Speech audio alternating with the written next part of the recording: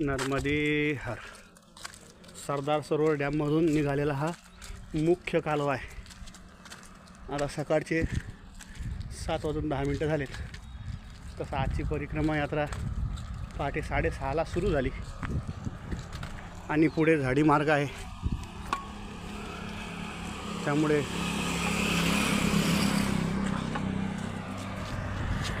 मुक्कामाचे, थांबण्याचे, जेवणाचे ठिकाणं जरा जास्त अंतरावर आहेत. त्यामुळे इकडे थोडी काळजी करावी लागते. पण आम्ही नाही, 6:30च्या पूर्वी निघायचंच नाही सूर्योदय झाल्याशिवाय. आजपर्यंत एकही दिवस काही प्रवासात बॅटरी लावली नाही, म्हणजे अंधाराला निघालो नाही असा त्याचा अर्थ. खूप मोठा कालवा आहे, खूप मोठा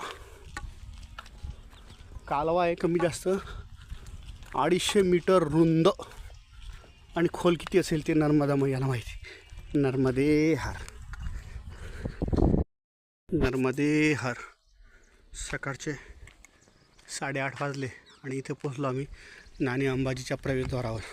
सुंदर अंबाजीचा पाळणा आहे वर आणि तिथे त्या पाळण्यात बंगईवर मैया बसवली आहे. आता आतमध्ये जाऊ. नर्मदे हर. नर्मदे हर. सकाळचे 8:45 वाजले आणि आम्ही इथे पोचलो. हे आहे नाणी अंबाजी तीर्थक्षेत्र.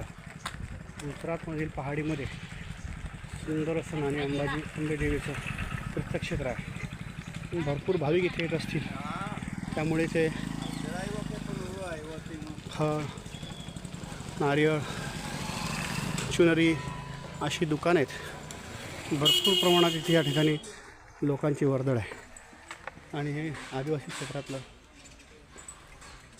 एक क्षेत्र आहे नाणी अंबाजी जीवनपुरा अशा प्रकारचं एक क्षेत्र आहे. नर्मदे हर. नर्मदे हर.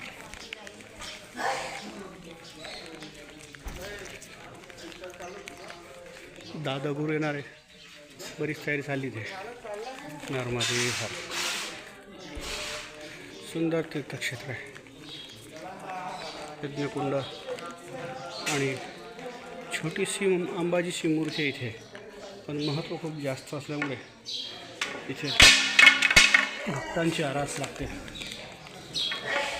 खूप जास्त प्रमाणात भाविक येतात. नर्मदे हर. माता गंगे हर.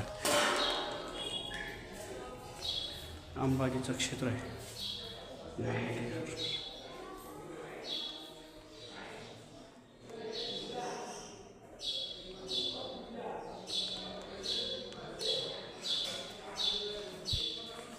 भुयार पण आहे.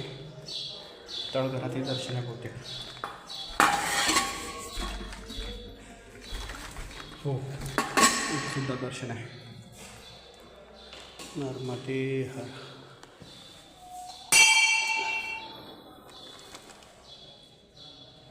नर्मदे हर. अशा प्रकारचं दर्शन आहे. शेजारी इथे महादेवाचं मंदिर आहे आणि मारुतीरायाची सुद्धा सुंदर अशी मूर्ती आहे. नर्मदे हर. कैलास राणा शिवचंद्र मोडी फणींद्र माथा मुकुटी चढाळी तारुण्य सिंधू गौरवकार प्रवीण शब्द मजकोन ताळी. आणि ही स्वामीजींची मूर्ती आहे. गौतम महाराजांनी या मंदिराची स्थापना केली. नर्मदे हर.